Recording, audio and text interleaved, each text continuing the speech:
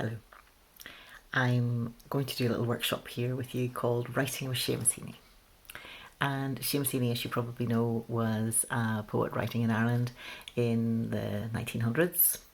And I've done my reverse engineering, which means simply that I take a really good poem by a really well known and an excellent poet, and I write it into a form that is pretty horrendous, and then give you the opportunity to take that rough draft, rewrite it, find the faults, tweak it to get it as good as you can, and then finally look at the finished version by the original poet.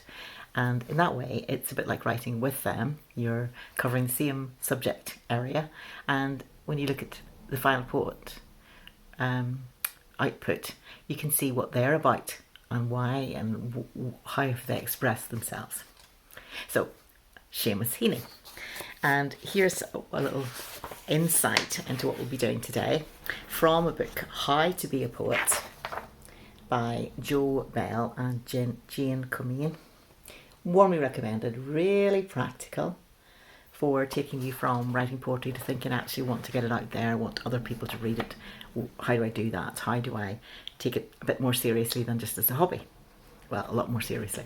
So I recommend that. And here I find a comment in chapter 8. And it was by a guy called Michael Bassett. And he said this: the last time I heard Seamus Heaney speak, he was asked to define poetry in 3 words. After a long pause, he said, exact, truthful, melodious. Okay, so I have taken a poem by Seamus Heaney, which is exactly as it says in the 10 as he described it, and I have made it extremely unexact. Bits of it that are obviously not truthful, hopefully you'll pick up on those, and it's not melodious, the lines are all over the place. The original poem is 14 lines. I have written over 40. So obviously there's a lot of editing to do. You can feel quite free to pull out that blue editing pencil and make good big slashes and cutting outs and things. So my version is not exactly correct or exact, not truthful. And to add to it, I've put in a feeling that unfortunately a lot of really otherwise good poets fall into, and that is to use language to put a rhyme at the end maybe, or a word, and they twist the sentence so you end up with having the verb at the end.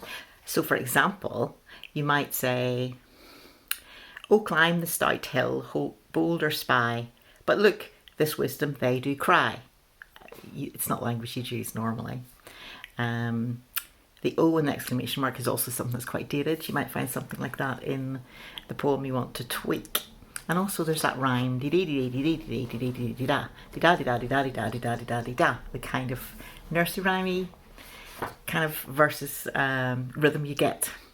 So these are all things to change. And I love this book. It has a very good way of talking about it. It says if you put the verb at the end, you just sound like Yoda. And that you are not. So I've put my ignoble version in the description attached to this video. Please have at it, correct it, do whatever you want to it, and then look at the Seamus Heaney original, which I'm going to provide a link for. It's a very well-known poem generally, and hopefully you haven't read it and learned it by heart. And it's something you can then compare your version with. So take what I've written and adjust it to your heart's content. Try and get it down to something like 14 lines, something that's exact and melodious, and have fun with it. And I hope it's a really good learning experience for you. Bye for now.